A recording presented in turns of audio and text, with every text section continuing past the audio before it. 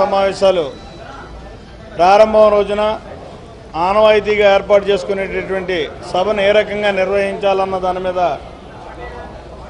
Business advisory committee meeting జరిగింది.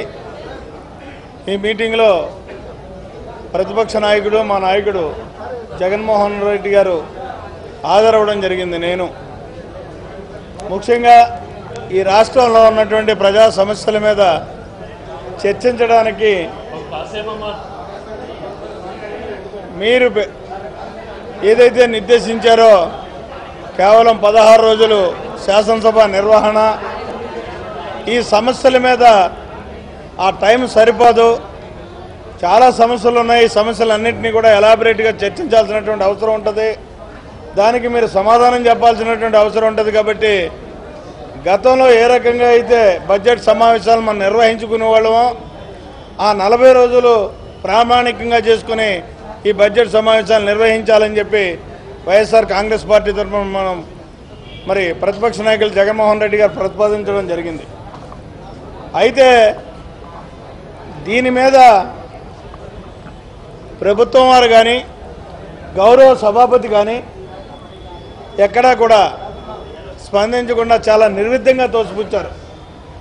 ఎందుకంటే ఒక దశలో అయితే ఇది చాలా చిన్న శాసనసభ, గతంలో కూడా మనం 30 రోజులు నిర్వహించుకున్నాం.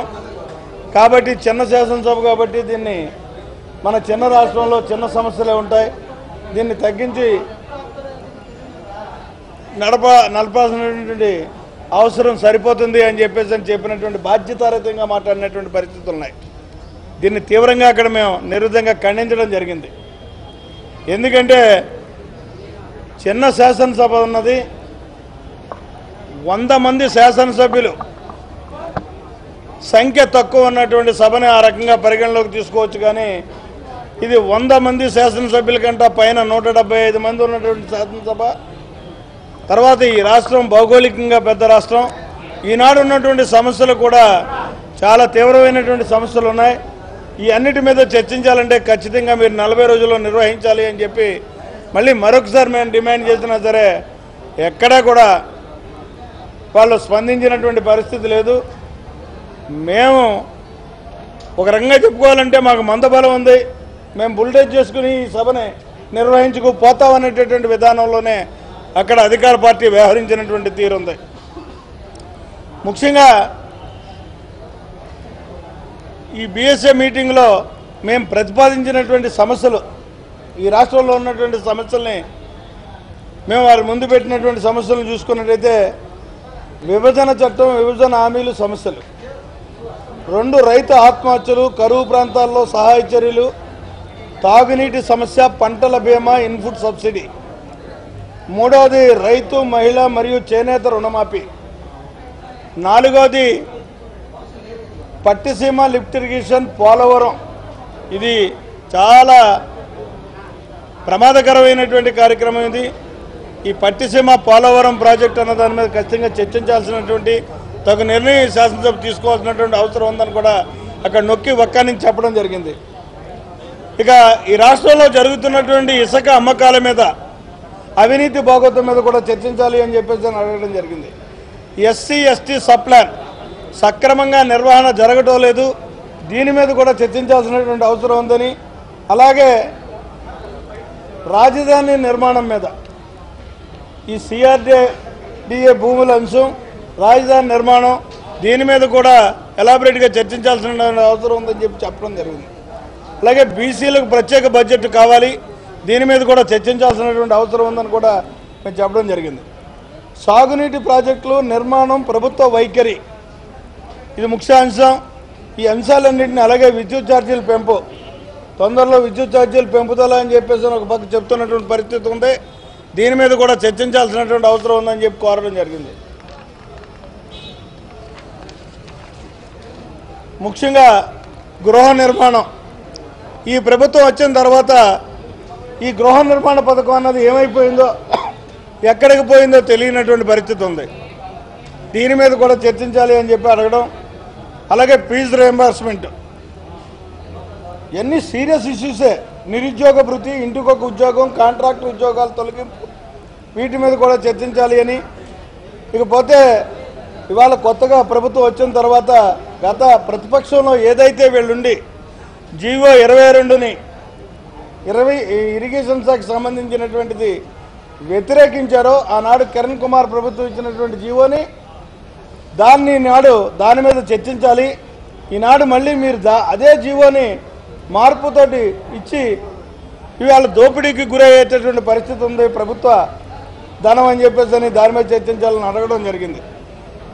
క్లస్టర్ స్కూళ్ళ విధానం దీని మీద కూడా మరి అందుబాటులోకి విద్యను ప్రాథమిక విద్యను తీసుకెళ్తామని చెప్తున్నటువంటి మనం మళ్ళీ దాని క్లస్టర్ స్కూల్ అని చెప్పేసి ఒక 20 మైళ్ళకి 30 మైళ్ళకి సామాన్యుడికి అందుబాటు లేనటువంటి పరిస్థితులు తీసుకొస్తున్నటువంటి విధానం మీద కూడా మనం చర్చించాల్సినటువంటి బాధ్యత ఉందని చెప్పి అక్కడ అడగడం జరిగింది. ఇక తెలుగుదేశం పార్టీ గత ఎన్నికల్లో ఇచ్చినటువంటి వాగ్దానాలన్నింటి మీద కూడా చర్చించాలి అని మొత్తం 16 అంశాల మీద వైఎస్ఆర్ కాంగ్రెస్ పార్టీ చర్చించాలి అని చెప్పేసి ఒక ఏజెండాను రూపొందించుకుని ఈనాడు బీఎస్సీలో ఇవ్వడం జరిగింది. వీటన్నిటినీ కూడా స్పీకర్ గారికి ఇవ్వడం, మరి ఆయన ఇవన్నీ చర్చించడానికి అవకాశం ఉంటుందమ్మా, ఖచ్చితంగా మీరు ఏ ఫామ్లో వస్తే ఆ ఫారంలో మీకు రావడానికి అవకాశం ఇచ్చేటటువంటి ప్రయత్నం చేస్తాం. కానైతే మీ టైంకు లోబడి అని చెప్పేసి నిబంధన పెట్టడం జరిగింది. ఆ టైంకు లోబడి అన్న దాని మీదే మేము ఈ శాసనసభను పొడిగించి 40 రోజులు నడిపి ఎలాబరేట్గా డిస్కస్ చేద్దాం, అన్నింటి మీద ఒక సమస్య పరిష్కారం అవుతుంది, ఆ పరిష్కారం వైపు నడుస్తుందని చెప్పేసి మా నాయకుడు ఎంత గట్టిగా ప్రయత్నం చేసినా ఎక్కడా కూడా వాళ్ళు రాజీ లేనటువంటి విధానంతో ఇందాక నేను అన్నట్టుగా వాళ్ళ బలాన్ని బీఎస్సీలో కూడా చూపించారు. కనీసం ఎక్కడా కూడా ఒక్క సమస్య మీద కూడా ఒక్క పాయింట్ మీద కూడా వాళ్ళు రాజీకి రాకుండా నిర్విద్యంగా మేము ఏదైతే నిర్దేశించామో ఆ నిర్దేశించినటువంటి కార్యక్రమాలనే కొనసాగిస్తాం, ఆ రకంగా మీరు రండి అని చెప్పేసి తయారుగా రండి అని చెప్పడం జరిగింది. దాన్ని మా నాయకుడు ఖండించి ఈ రకంగా కాకుండా మేము చెప్పినటువంటి అంశాల్లో మీరు మళ్ళీ పునరాలోచన చేసి బీఎస్సీని ఏర్పాటు చేసి మరి మార్పులు చేర్పులు ఏమన్నట్టయితే మనం సభను సజావుగా నడుపుకుందామని చెప్పేసి చెప్పి రావడం జరిగింది. దీన్ని వైఎస్ఆర్ కాంగ్రెస్ పార్టీ ఈ ప్రజా అంశాలను ఏటినైతే ఈనాడు మాట్లాడడానికి అవకాశం లేనటువంటి పరిస్థితుల్లో వాళ్ళకు ఉన్నటువంటి బలంతో మమా అనిపించుకుని ఈ శాసనసభని బడ్జెట్ సమావేశాలను పూర్తి చేయాలని చూస్తున్నారో దాన్ని తీవ్రంగా ఖండిస్తూ అయినా బాధ్యత కలిగినటువంటి ప్రతిపక్షంగా మేము మా పాత్రని ప్రజా అవసరాలకు అనుగుణంగా పోషించడానికి అసెంబ్లీలో ఇవన్నిటినీ కూడా అవసరం మేరకు వెలుగులోకి తేడానికి చర్చించడానికి ప్రయత్నం చేస్తాం. మరి సహకరించకపోతే ఖచ్చితంగా మీరున్నారు ప్రజలకు తెలియజేయడానికి, మీడియా సోదరులు పత్రికా సోదరులు మీతోటైనా ఆ ప్రయత్నాన్ని మళ్ళీ గత శాసనసభలో లాగా చేయడానికి సిద్ధంగా ఉన్నామని చెప్పి అది కూడా మా నాయకుడు అక్కడ చర్చించడం జరిగింది. గతంలో ఒక ప్రతిపక్ష నాయకుడిగా నేను బడ్జెట్ సమావేశాల్లో నా ముగింపు సమావేశం జరగకుండానే మీరు నిర్విధంగా నిలుపుదల చేశారు, ఆ రకంగా ఈసారి చెయ్యొద్దు అని చెప్పి చెప్పడం జరిగింది. దౌర్భాగ్యం ఏంటంటే బడ్జెట్ని ఇక్కడ పూర్తి చేయాల్సిన శాసనసభలో ముగించాల్సిందన్న ఉపన్యాసాన్ని మీడియా ద్వారా ప్రజలకు తెలియజేసుకుని ముగించాల్సినటువంటి పరిస్థితి కల్పించారు. ఆ పరిస్థితి మాత్రం ఇందులో కల్పించొద్దు అని మాత్రం ఆయన కోరడం జరిగింది. Thank you. 2-3 రోజులు 2 పూటల అన్న దాని మీద వాళ్ళే చెప్పారు. బిల్లు ఏదైతే బిల్లులు ఉన్నాయో ఆ బిల్లులను మాత్రం మధ్యాహ్నం వేళ పెడతామని చెప్పేసి చెప్పడం జరిగింది. మేము అడిగింది 40 రోజులు సమావేశాలు ఏదైతే సాంప్రదాయబద్ధంగా బడ్జెట్ సమావేశాలు 40 రోజులు జరుగుతున్నాయో ఆ 40 రోజులు జరపండి మాత్రం మేము అడగడం జరిగింది. 27 వరకు ఏదో డేట్ ఇచ్చారుగా, ఇంకా అక్కడ తప్పించి 1 గంట కూడా పెంచమని చెప్పారు. పెంచితే మేము ప్రజా సమస్యలు ఎదుర్కోలేమని నాకు భయం. ఇక్కడ మేము ఇచ్చింది 16 అంశాలతో ప్రజా అవసరాలను మేము స్పీకర్ గారికి ఇస్తే అధికార పక్షం వారు 13 అంశాలతోటి వాళ్ళు స్పీకర్ గారికి ఇచ్చారు అనుకూలమైనటువంటి అంశాలు. అయితే ఇక్కడ ఎంత బాధ్యతారహితంగా అంకెల్ని ఎక్కువగా చూపెట్టడం కోసం వాళ్ళు ప్రయత్నం చేశారు అనడానికి నిదర్శనం ఒకటే. ఇక్కడ 4వది ఉంది, ఈ ration cards of eligible candidates అని చెప్పేసి అడిగారు. సేమ్ మళ్ళీ దాన్నే 13వ అంశం కింద ration cards of eligible candidates మళ్ళీ రిపీట్ చేశారు. ఒకే అంశాన్ని 2 అంశాలుగా చూపెట్టి మేము ఎక్కువ అంశాల మీద ప్రాధాన్యత ఇస్తున్నామని చెప్పేసి చెప్పడం కోసం వాళ్ళు ప్రయత్నం చేశారంటే ఎంత బాధ్యతారహితంగా అధికార పార్టీ వ్యవహరిస్తుందో ప్రజా సమస్యల మీద అనడానికి బీఎస్సీలో వాళ్ళు స్పీకర్ గారికి ఇచ్చినటువంటి ఈ ఏజెండా దానికి ప్రామాణికం. Thank you brother. ప్రజాస్వామ్యంలో ఒకసారి అధికార పీఠంలోకి ఎక్కిన తర్వాత తను ప్రాంతాలని ఇంకొకటని మనసులో పెట్టుకోకూడదు. రాష్ట్రానికంతా ముఖ్యమంత్రి అయిన తర్వాత అన్ని ప్రాంతాలు సమానము, ప్రజలందరూ సమానము అన్న రీతిలో వివరించినప్పుడే ప్రజాస్వామ్యం ఉంటుంది. కానీ దురదృష్టం ఏంటంటే ముఖ్యమంత్రి చంద్రబాబు నాయుడు గారు మనుషులను పార్టీల పరంగా ప్రాంతాల వారిగా విభజించాలా అని చూస్తున్నారు. ఈరోజు గవర్నర్ గారి ప్రసంగం పూర్తిగా ఒక కరపత్రంలాగా వాళ్ళు ఇచ్చినటువంటి స్క్రిప్ట్ని చదివినట్టుగా ఉంది. ముందస్తు ప్రణాళిక ఏ రకంగా భరోసా కల్పిస్తాం ఈ రాష్ట్రానికి, ఈ 5 సంవత్సరాలు ఏ రకంగా ముందుకు పోతాం, చెప్పాల్సిన అంశాలు ప్రజలకు ఏ రకంగా భరోసా కలిగించాలా అన్న అంశం ఎక్కడ కూడా దాంట్లో మెన్షన్ చేయలేదు. దీనికంటే బాధాకరమైన విషయం ఏంటంటే రాయలసీమ కరువులో ఉంది, ఉత్తరాంధ్ర కూడా అనేక సమస్యలు ఉన్నాయి.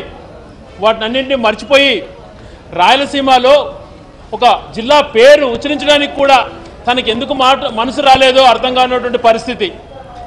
ఈరోజు జిల్లాలో సంబంధించిన 50 మండలాలలో కడప జిల్లాలో 48 మండలాలు కరువు మండలాలుగా డిక్లేర్ చేయబడ్డది. కానీ తన ప్రసంగంలో భూగర్భ జలాలు చిత్తూరు జిల్లాలో అనంతపురం జిల్లాలో 1200 అడుగులకు వెళ్ళిపోయినాయి అని చెప్పి కడప జిల్లా పేరు అక్కడ ఎందుకు చేర్చలేదో ఆ ప్రాంత ప్రజాప్రతినిధులుగా మేము ప్రశ్నిస్తున్నాం. వైఎస్ఆర్ జిల్లాలో 1600 అడుగులకు కూడా ఈరోజు భూగర్భ జలాలు అడుగంటినాయి. తీవ్రమైనటువంటి నష్టాలలో రైతులు ఉన్నారు. ఎండిపోయినటువంటి మామిడి తోటలు కానీ చీనీ తోటలు కానీ భయంకరమైన పరిస్థితులలో ఉన్నాయి. పంట కూడా పెట్టుకునే పరిస్థితుల్లో అక్కడ రైతులు ఉన్నారు అని చెప్పి ఎందుకు ఆలోచన చేయలేకపోయారో తెలియదు. అదే రకంగా యాక్ట్లో పెట్టినారు బ్రాహ్మణి స్టీల్స్ అని.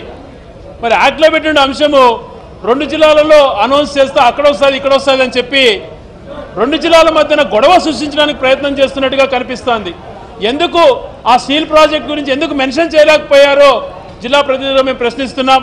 అదే రకంగా తాను ఇచ్చినటువంటి పేపర్లోనే కడప జిల్లాలో ఉర్దూ యూనివర్సిటీ కూడా పెడతాము అని చెప్పారు. మరి ఆ ఉర్దూ యూనివర్సిటీ 2-3 చోట్ల అనౌన్స్ చేస్తున్నాడు. ఇది జిల్లాల మధ్యన తగాదా సృష్టించి చేసే ప్రయత్నంలాగా కనపడుతోంది కానీ సొల్యూషన్ చూపించినటువంటి వాదిగా కనపడలేదు. ముందుగా కడప జిల్లాకు చెప్పావు కాబట్టి అక్కడ యూనివర్సిటీ ఏర్పాటు చేయండి, మిగిలినవి కూడా మేము వ్యతిరేకం కాదు, మీరు ఎక్కడైనా ఏర్పాటు చేసుకోండి, కానీ చెప్పినటువంటి మాట నిలబెట్టుకోవాలి. ఈరోజు బ్రాహ్మణి స్టీల్స్ పైన కానీ బ్రాహ్మణి స్టీల్స్ కాకపోతే సెయిల్ స్టీల్ కానీ ఏదో ఒకటి జిల్లాలో ఏర్పాటు చేస్తామన్నారు, యాక్ట్లో కూడా పెట్టారు. మరి కర్నూలులో కూడా మీరు ఒకటి అనౌన్స్ చేశారు. కర్నూలులో పెట్టడం మాకు చాలా సంతోషం, కానీ కడప జిల్లాలో మీరు చేసినటువంటి వాగ్దానం ఏమైంది అని చెప్పి మేము ప్రశ్నిస్తున్నాం. ఈ రకంగా జిల్లాను అన్యాయం చేయొద్దు అని చెప్పి కోరుతున్నాం. కనీసం ఆ జిల్లా పేరు ఉచ్చరించడానికి కూడా మీకు మనసు రాలేదా? ఎందుకు మీకు ఆ జిల్లా ప్రజలపైన అంత వివక్ష అని చెప్పి మేము ప్రశ్నిస్తున్నాం. ఇది మంచి పరిణామం కాదు. ఆ జిల్లాను మంచిగా చేసుకోవటానికి ఆ జిల్లా వాళ్ళు కూడా ఈ రాష్ట్రంలో అంతర్భాగమని గుర్తించి అక్కడ కూడా సమస్యలు ఎన్నో ఉన్నాయని చెప్పి ఆలోచన చేయాల్సిందిగా ప్రభుత్వాన్ని డిమాండ్ చేస్తాను. ఇవాళ శాసనసభలో గవర్నర్ గారి ప్రసంగం చూస్తుంటే నిజంగా సినిమాలో ఏ విధంగా స్క్రిప్ట్ రాసిస్తారో ఆ స్క్రిప్ట్ని చదివే పరిస్థితులు మనం ఈరోజు చూడడం జరిగింది. అన్నీ కూడా అసత్యాలు అవన్నీ కూడా మాట్లాడడం జరిగింది. ఈరోజు నిజంగా ఈరోజు ఏదైతే కేంద్ర ప్రభుత్వం నుంచి రావాల్సిన ప్యాకేజీలు విషయంలో ఏ విషయంగా దాంట్లో ప్రస్తావించలేదు. మరీ ముఖ్యంగా ఈరోజు తెలుగుదేశం పార్టీ ఈరోజు ప్రభుత్వం వివరిస్తున్న తీరు ఏ విధంగా ఉందంటే నిజంగా ఈ రాష్ట్రంలో ఉండే మైనార్టీ సోదరులకు అందరికీ కూడా తీరని అన్యాయం జరుగుతుంది. ఈ బడ్జెట్ ప్రసంగంలో కూడా ఆలోచిస్తాము చూస్తామని చెప్పడం జరుగుతుంది తప్ప ముస్లిం మైనార్టీలకు ఏం చేస్తారని కూడా స్పష్టంగా తెలియపరిచిన దాఖలాలు ఇక్కడ మన బడ్జెట్లో ఈ గవర్నర్ గారి ప్రసంగంలో కనిపించడం లేదు. నిజంగా చాలా దారుణంగా ఉంది ఈ పరిస్థితి.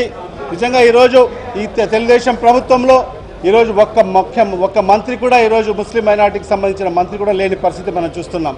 చాలా దారుణం ఈ విధంగా వివరిస్తే. ఎందుకంటే ఈ ప్రభుత్వం ఒక్కసారి అధికారంలోకి వచ్చిన తర్వాత అన్ని వర్గాల ప్రజలకు న్యాయం చేయాల్సిన బాధ్యత ప్రభుత్వం పైన ఉంటుంది. అన్ని జిల్లాలకు సమన్యాయం చేయాల్సిన బాధ్యత ప్రభుత్వం పైన ఉంది. అదేవిధంగా ఇప్పుడే శ్రీకాంత్ రెడ్డి గారు చెప్పినట్టుగా రాయలసీమ ప్రాంతంలో తీవ్రంగా కరువు ఉంది అని చెప్తూనే నిజంగా ఈరోజు కడప జిల్లా ప్రస్తావన ఎక్కడ కూడా చేపట్టకుండా నిజంగా దాటివేయడం జరుగుతుంది. ఈరోజు 1500 నుంచి 1600 అడుగులు బోర్లు వేస్తే తప్ప అక్కడ నీళ్లు వచ్చే పరిస్థితులు లేవు. అలాంటి పరిస్థితుల్లో కడప జిల్లా పేరు ఉచ్చరించేదానికి కూడా ఈరోజు ప్రభుత్వానికి మనసు ఒప్పడం లేదంటే నిజంగా ఇది చాలా దారుణం. మేము తీవ్రంగా ఖండిస్తున్నాం. ఖచ్చితంగా అన్ని ప్రాంతాలకు సమన్యాయం చేయాల్సిన బాధ్యత ప్రభుత్వం పైన ఉంది. అన్ని జిల్లాలకు సంబంధించిన ప్రజలకు అందరికీ కూడా న్యాయం చేయాల్సిన బాధ్యత ప్రభుత్వం పైన ఉంది. మరొకటి, ఉర్దూ యూనివర్సిటీ ఈ అసెంబ్లీ సాక్షిగా 175 మంది శాసనసభ్యుల సాక్షిగా ముఖ్యమంత్రి గారు ఇక్కడ ప్రకటించడం జరిగింది, కడప జిల్లాకు ఉర్దూ యూనివర్సిటీ ప్రకటిస్తామని. కానీ ఈరోజు అన్ని ఎక్కడికి పర్యటనకు వెళ్ళినా కూడా అన్ని జిల్లాల్లో కూడా ఉర్దూ యూనివర్సిటీ ప్రస్తావన రావడం జరుగుతుంది. ఎంత దారుణమో ఒకసారి ఆలోచించండి. ఈ ప్రభుత్వం ప్రాంతాల వారీగా చిచ్చు పెట్టి నిజంగా లబ్ధి పొందాలనే ఆలోచనతో ఈ ప్రభుత్వం ముందుకెళ్తుంది. ఖచ్చితంగా ఈ పద్ధతి మంచి కాదు. ఖచ్చితంగా అన్ని ప్రాంతాలకు సమన్యాయం చేయాలని కూడా మేము డిమాండ్ చేస్తున్నాం.